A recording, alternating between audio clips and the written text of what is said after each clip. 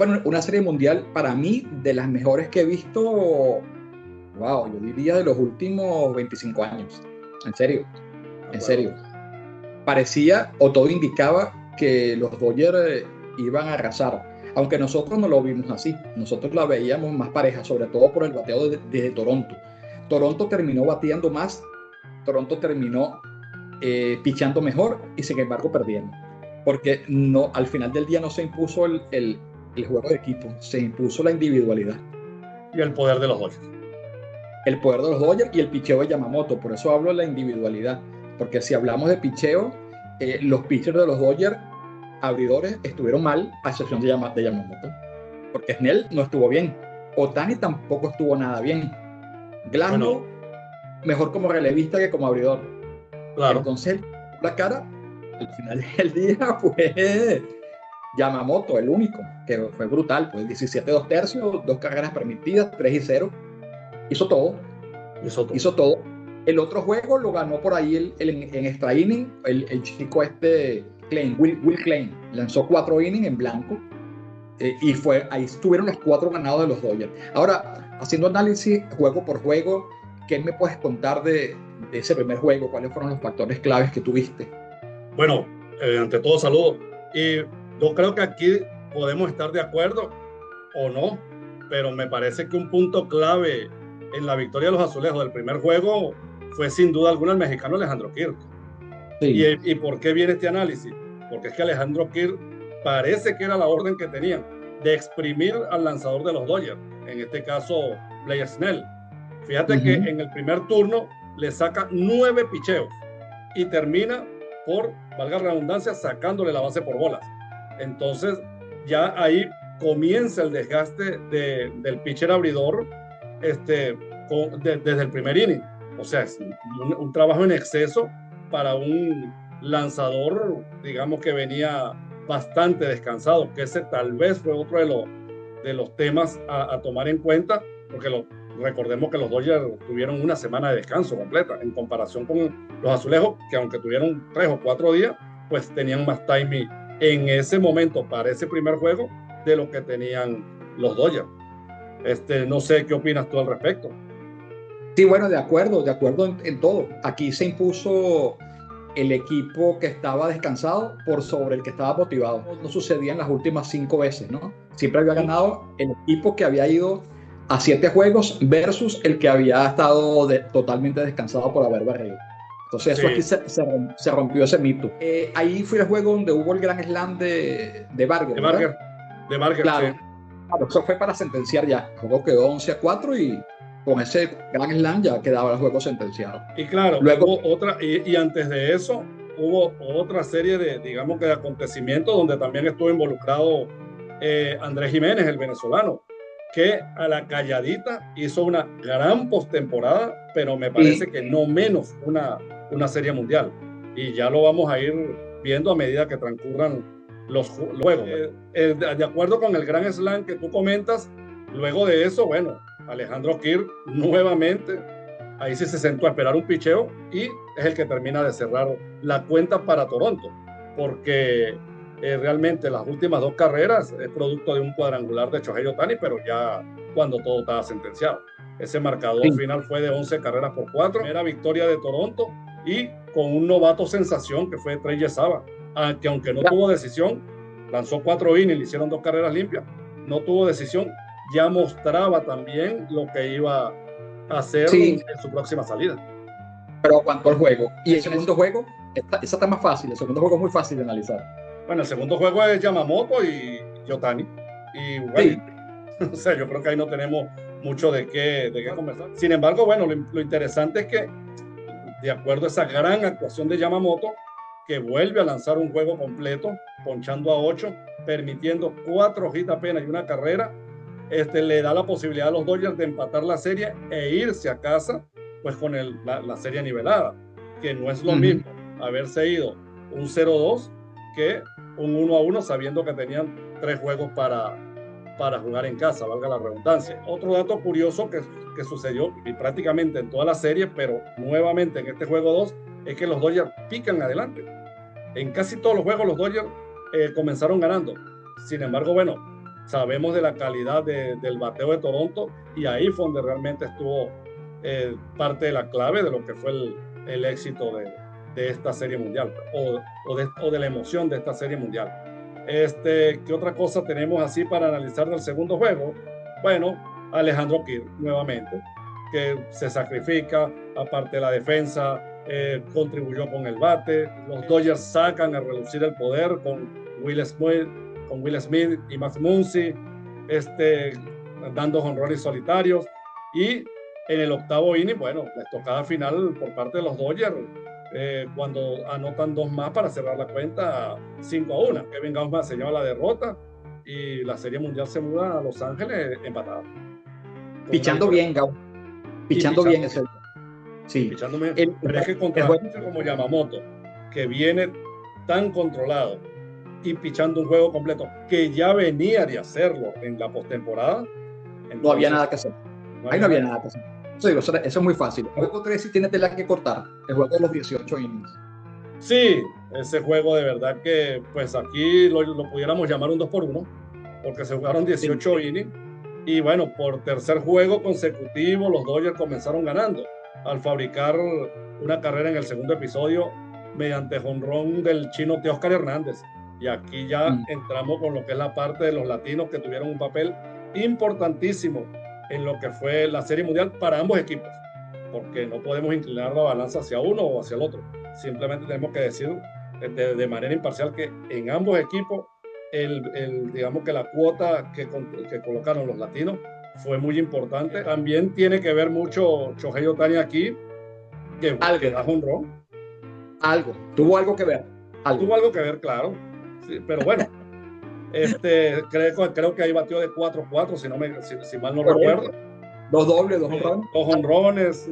Eso, sabiendo que Ohtani tenía que lanzar al día siguiente, pareciera que no le hubiese caído muy bien, puesto que, ojo, estamos hablando de una Serie Mundial.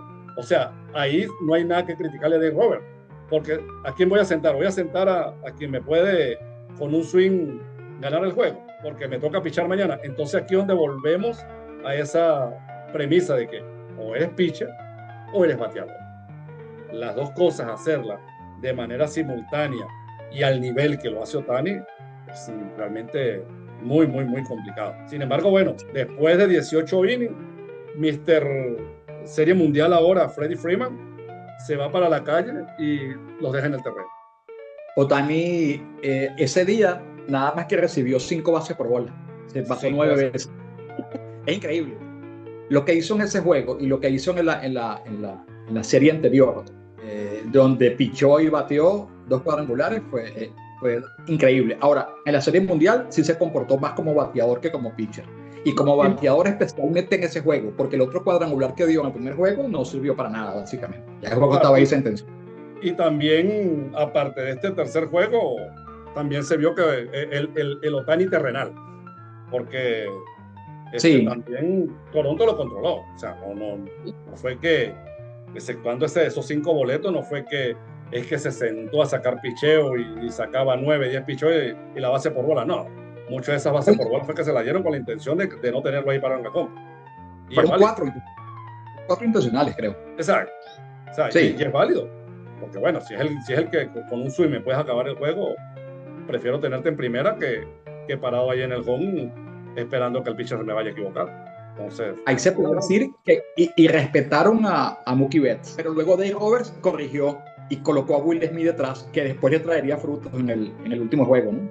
Es que eso es lo que te va dando, y digamos que la emoción y las estrategias que tienes que ir desarrollando el día a día. Por eso es que ningún juego se parece a otro. Ninguno. Sí. Prácticamente son los mismos jugadores en el terreno, con excepciones, uno que batea más, otro que batea menos, uno que se enfrenta a los zurdos, otro a los derechos. Y obviamente, a excepción de los pitchers, de resto prácticamente son los mismos. Sin embargo, cada juego es diferente porque la dinámica así te lo presenta. Fíjate, ese es un dato importante. Si estás irrespetando, entre comillas, porque no creo que haya sido realmente la intención. Exacto.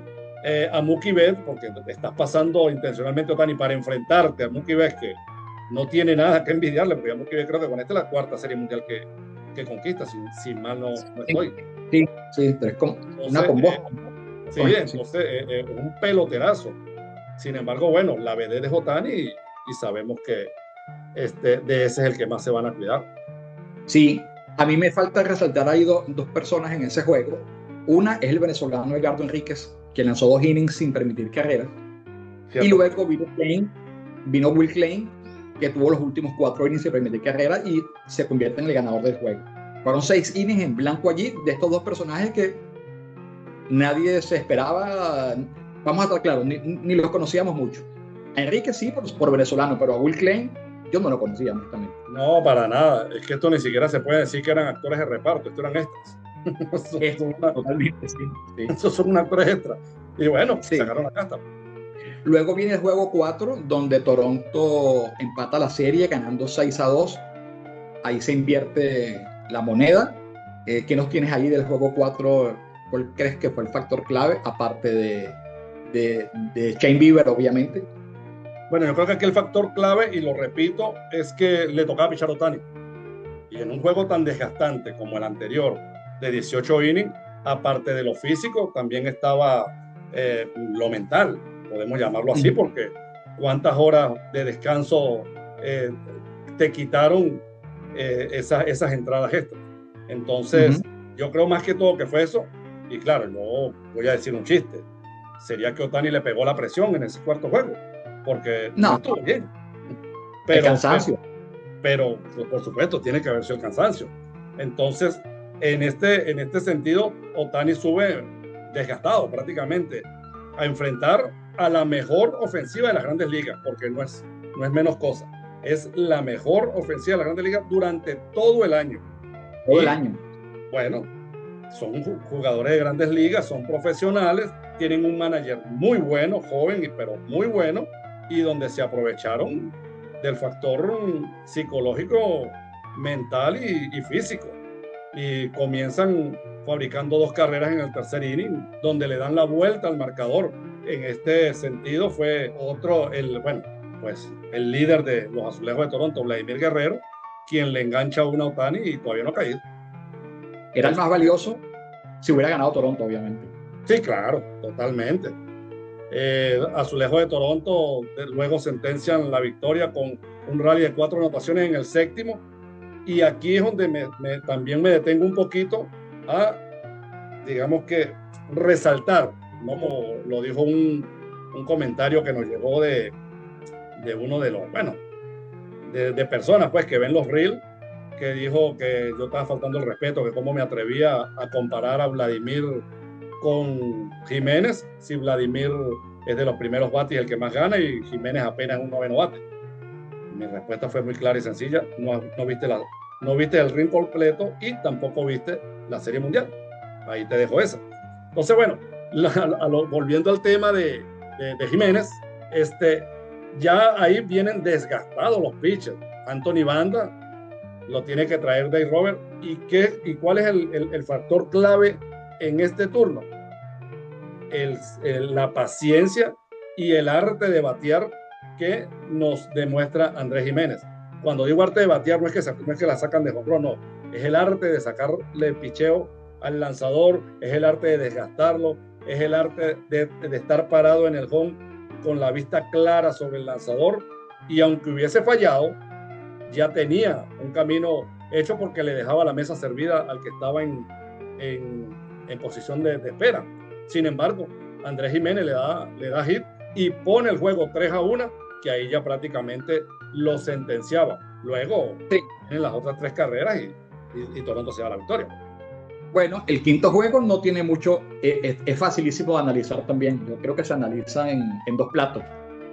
Bueno, aquí el novato fue el veterano. Un novato llamado Trey Savard contra Blake Snell. Desafortunadamente, nuevamente Blake Snell corre con la mala suerte de enfrentarse y estar en el lugar equivocado. Porque Trey Savard, un novato de apenas 22 años, no sé, yo creo que no tiene ni 10 aperturas desde clase A hasta la Serie Mundial, y sin embargo lanza 7 innings con 12 ponches, establece un récord en las Grandes Ligas para un novato, en las Grandes Ligas no, en Serie Mundial, para un novato. Y bueno, Toronto ahí sí no deja dudas, fabrica nuevamente 6 carreras y se va con lo que todos esperábamos que hubiese sido, digamos que la estocada final.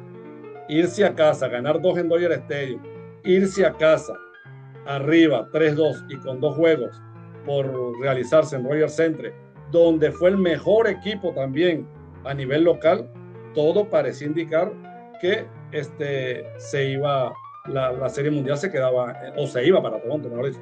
Sin embargo, creo que hubo por ahí una predicción tipo Nostradamus, Carlito González, que tú dijiste que el que ganara el juego 6 se llevaba la Serie Mundial. Bueno, sí, lógicamente, si lo ganaba Toronto se acababa. Si la ganaban los Dodgers, llegaban con mayor posibilidad al séptimo y así fue. No, y dejé entrever que la serie iba para los Dodgers, porque dije, el que gane el sexto va a ganar la Serie Mundial y va Yamamoto. Ahí te dejé. Ahí va Yamamoto. Claro. Ya estaba, no dejó para nadie. Hay un detalle que quisiera agregar, que es que Snell con 3 lanzamientos ya tenía 2 carreras abajo. David Snyder y Vladimir Guerrero. Sí, back to back. O sea, sí, entonces ahí estaba sentenciado el juego, porque los Dodgers nunca reaccionaron. Claro, y ahí excepto Kike Hernández, que fue el que produjo la única carrera con un cuadrangular. Volvemos a resaltar lo que fueron entonces el trabajo de los latinos. Exactamente. El sexto juego sí fue un juego para analizar.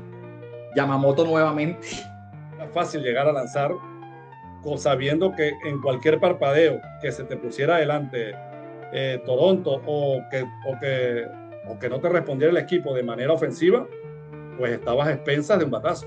Sin embargo, Yamamoto se toma las cosas como los japoneses, como un japonés. Lanza 6 innings con una carrera y 6 ponches. Y pues la ofensiva aquí nuevamente lo apoya, aunque aquí hay un dato curioso, y es que a pesar de que la ofensiva lo apoya, no hubo cuadrangulares en este juego 6. Bueno, lo apoyaron en un inning, en el tercer inning, y ya está, eso fue todo. Sí. Las 3 carreras fueron Gausman se cayó en el tercer inning y repostan los azulejos, pero no había nada que hacer. Y ahí realmente se sabía que el que picara adelante más por parte de los Dodgers, si lograban darle un impulso ofensivo a Yamamoto, iba a ser muy complicado para que perdieran ese juego, como sucedió. Lamentablemente Gausman se lleva la derrota nuevamente. Y pichando bien. Yo, que tengo mala memoria, me acuerdo muy bien de ese tercer inning. Gausman llega, había retirado a 5 de 6 por la vía del ponche, ¿cierto? Sí. Sí, a 5 de 7 por la vía del ponche. Luego Tony Edman le da un doble, que Vladimir Guerrero estuvo a 1 milímetro de coger esa pelota. La pelota le pegó en el guante. Luego vino un boleto. A mí no me gustó en ese momento, la verdad. Ojo, no me gustó el boleto Ohtani, ya con 2 outs, porque de paso luego poncha a Miguel Rojas. ¿Sí? Viene Ohtani, le dan la base por bola intencional, no me gustó. Tercer inning, mira, vamos a arriesgarnos un poco, ¿no? Will Smith no se dejó ir respetar y enseguida suelta el doble. Suelta el doble con 2 outs, porque Miguel Rojas había sido ponchado, que ya era el 6º ponchado de Gausman. O sea, 6 de... Sí, ya el 6º ponchado de Gausman, y Miguel Rojas le suelta el doblete. Luego viene otra base por bola, muy trabajada, de Freeman, y luego viene el que no batió en la serie ni en la postemporada, pero con ese hit, ese fue el hit de oro de Mookie Betts. Sí, Mookie Betts se con ese sencillo. Para mí la base por bola intencional sacó de foco a Gausman, y ahí se perdió el juego. Fácil. Sí, claro, porque son cuestiones de segundo para retomar la calma, y estaba 0-0 porque acuérdate que los Dodgers eran visitantes. Y claro, estaba 0-0. Claro, entonces tú vas a poner otra carrera más en posición. Mira, yo creo que Ohtani, dentro de que es un pelotero que es un pelotero increíble, tal vez el mejor pelotero de la era moderna, sin duda para mí. Oye, yo no sé, esta base por bola no me gustó, pero tampoco se puede criticar, pues que, mira, claro, una estrategia. Si hubiera salido bien, digamos, es un genio el manager. Como salió mal, no.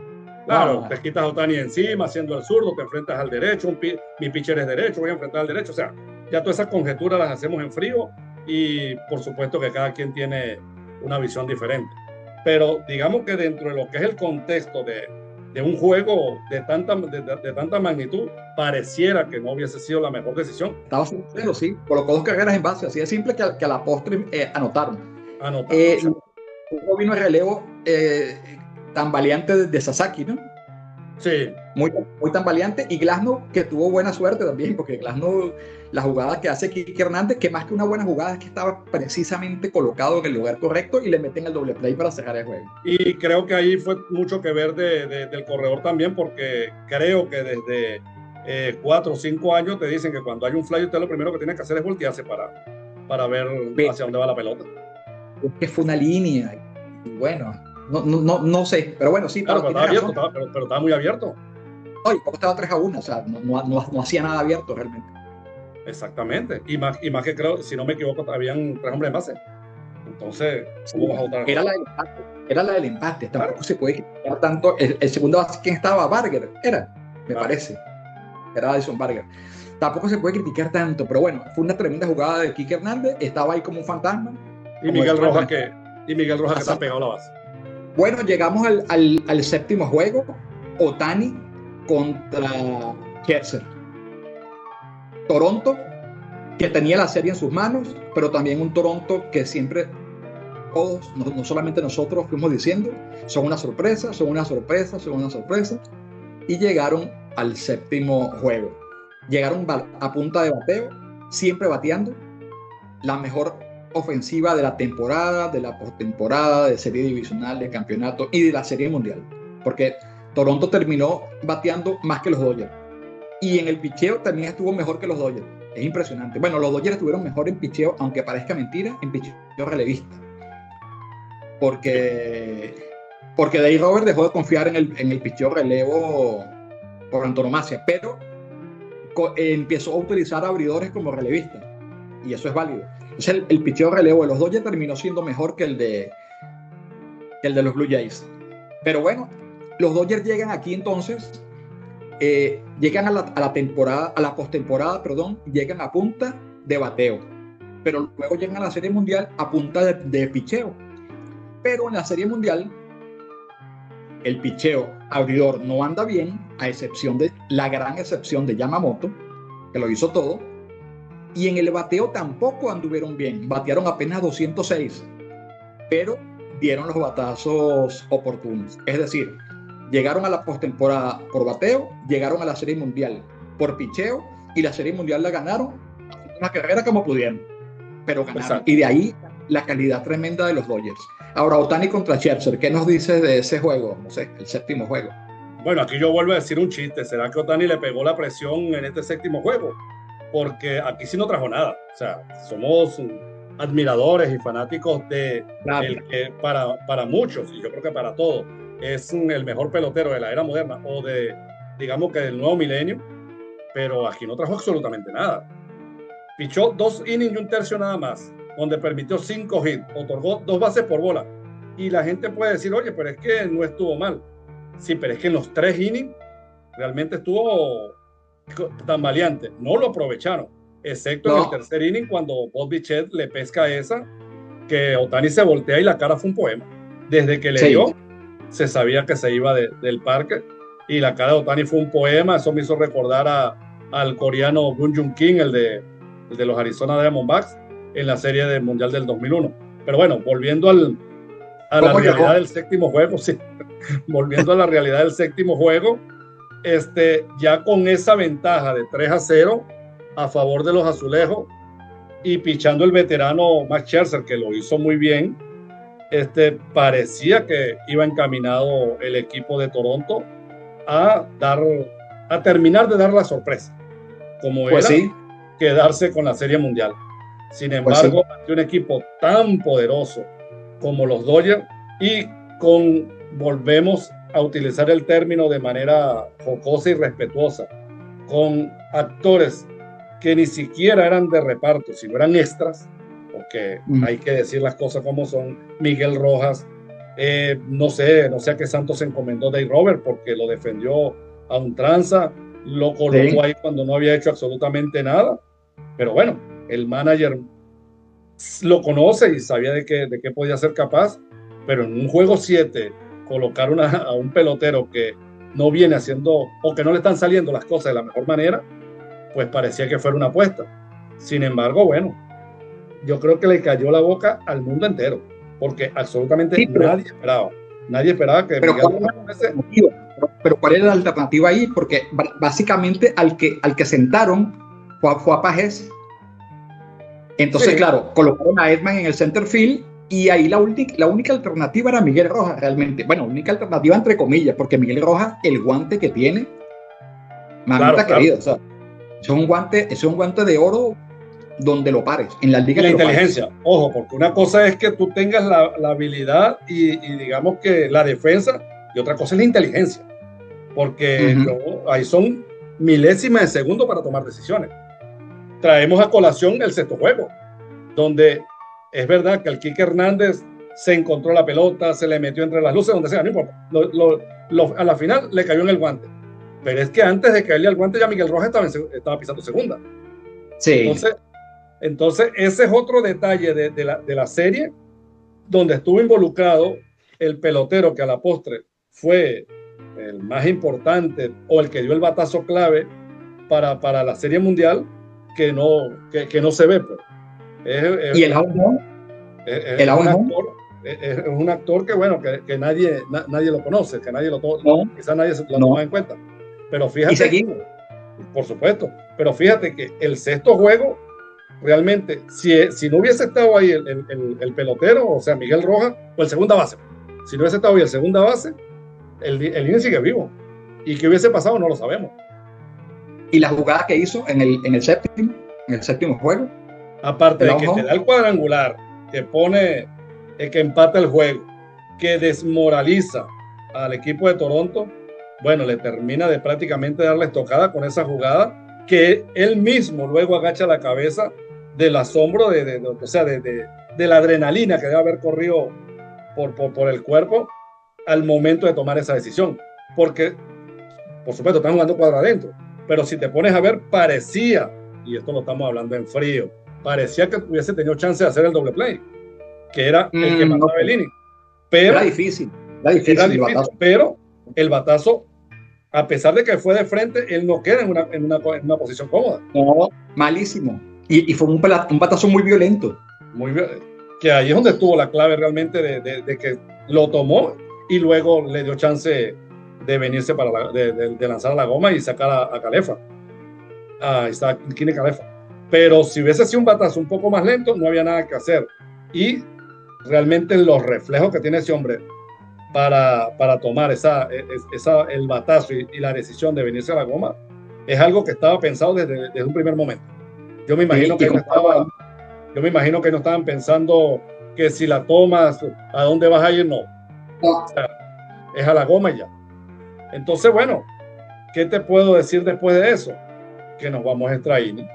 Y en el extra inning, aun cuando tienen también la ventaja del equipo local, pues aparece otro actor que sí no pudiéramos llamar que es un actor de reparto, de repartir palos, sí, pero es un actor secundario, podemos llamarlo, como es Will Smith, y no contra todo pronóstico, porque sabemos de la calidad que tiene el catcher de Los Ángeles. A la postre fue el que te terminó dando el título. Entonces, los Dodgers, con todo el potencial que tienen, donde prácticamente viven y mueren por el jonrón, pues sencillamente les salieron las cosas mejor. Sencillo. Y así ganaron, porque hubo jonrón de Muncy en el octavo. Luego viene Rojas en el noveno. Ante un descuido, Jeff Hoffman, realmente un descuido. O sea, eso fue un pecado mortal, equivocarse ante Miguel Rojas, que todos sabemos que no es un buen bateador. Es oportuno, sí. Y luego, bueno, Will Smith Bueno, es un tipo muy, muy oportuno. ¿Tú viste el gesto de Dave Roberts cuando Miguel Rojas dio el cuadrangular? Se le salió hasta hasta el chicle. Hizo así, y se puso las manos en la cabeza como que, Dios mío, ¿qué es esto? No O podía sea, creer.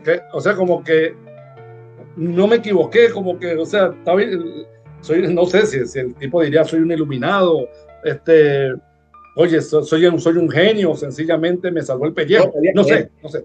no podía creer. O sea, Y el de Miguel Rojas cuando hace lado en la goma, baja la cabeza y prácticamente lo que le está dando es gracias a Dios. sí, claro. Gracias a Dios que tomé la decisión correcta, ¿no? De irme Y por que el se dio. Y que se dio porque el que venía para la goma tampoco es lento. Tampoco es lento. promedio. Pero el batazo fue muy violento. O sea, Claro.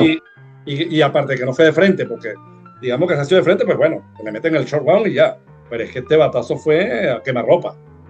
Entonces ahí es donde también se ve la calidad. O sea que si nos vamos a hacer digamos que un pequeño resumen del resumen, pudiéramos decir, primero que los latinos estuvieron espectaculares en esta serie mundial. Del lado de Toronto tenemos a Kirk, tenemos a Vladimir Guerrero. Pues, por favor, o sea, ese era el más valioso si hubiese ganado Toronto. Tendremos a Andrés Jiménez. Y del lado de los Dodgers, entonces tenemos al Kike Hernández, tenemos a Miguel Rojas en los juegos sexto y séptimo, donde realmente eran los bonitos, donde tenían que ganar, en eso estuvo involucrado Miguel Rojas. Para orgullo de Venezuela, para orgullo latino. No, y el venezolano Enríquez también estuvo muy bien en el juego 6. El juego del Efraín. El tercero. Enríquez, sí. Y me falta un detalle por si fuera poco. Dave Roberts saca a Edman y mete a jugar al relegado a la banca Andy Pajés. Exacto. Y fue el que le hace el último out del noveno inning. Con esa atrapadota. Llevándose por el medio. Que sembró a Kike Hernández. Pero ahí la consigna era atrápala. Quien lo haga no me interesa, atrápala. Pero realmente era una jugada del center field. Kike Hernández estaba, yo lo vi bañado. Sí, ya estaba invadiendo territorio. Y aparece Pajés con aquella velocidad que no sé de dónde salió, se llevó por el medio como un tren a Kike Hernández y coge esa pelota. Salvadora.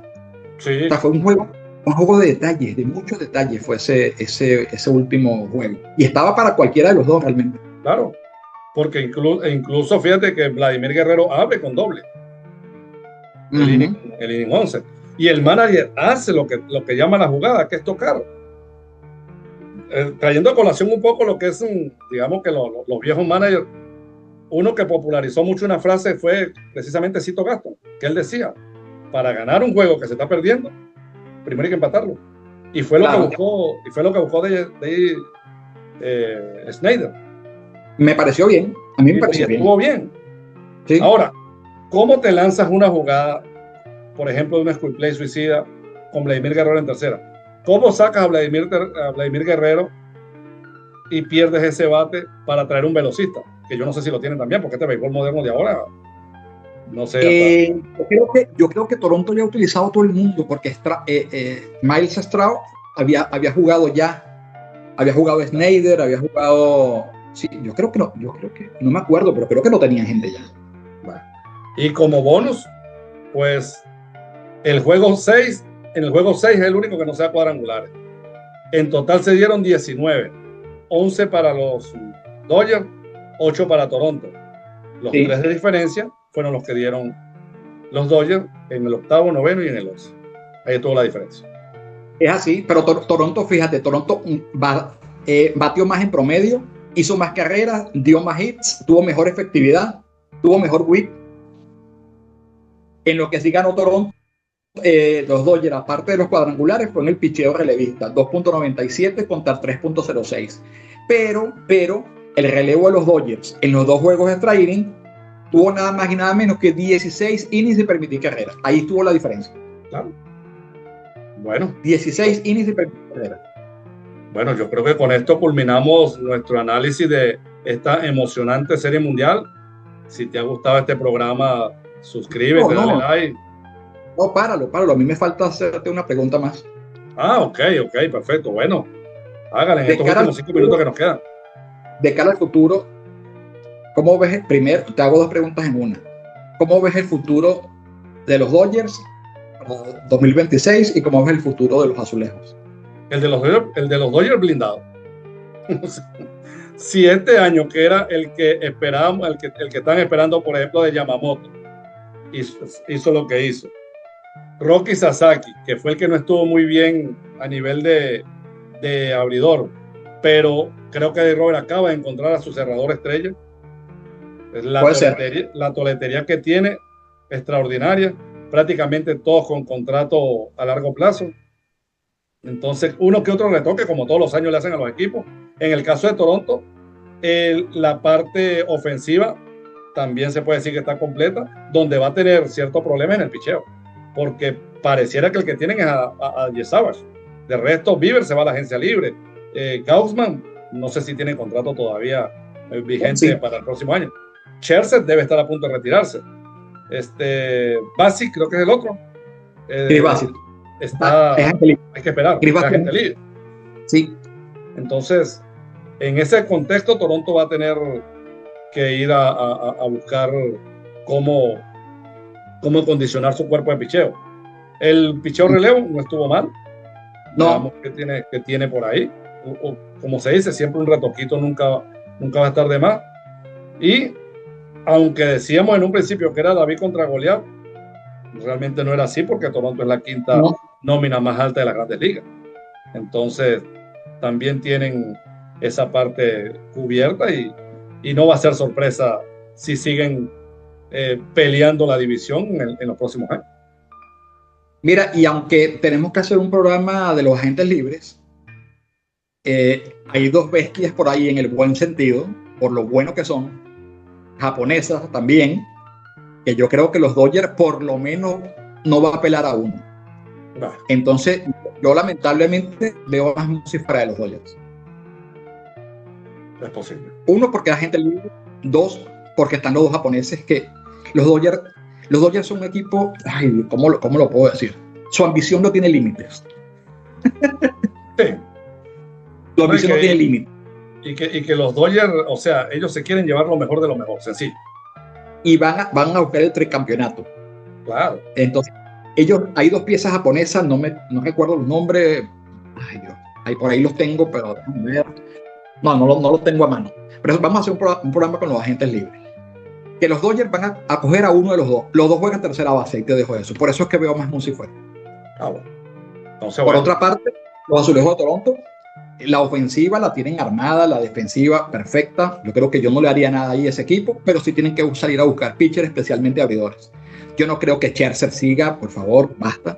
Exitosísimo, una gran estrella, pero ya está bueno. Igual que Verlander y Charlie Morton, que no son de los Azulejos, pero los meto allí. Bieber, dudas. ¿Es agente libre? Sí. Yesabash, ahí tiene que estar la base. Yo no creo que lo de Yesabash haya sido una suerte, no, porque venía una gran carrera meteórica en un año con clase A, AA, AAA y A fuerte, y terminó la Serie Mundial. Ahí quedan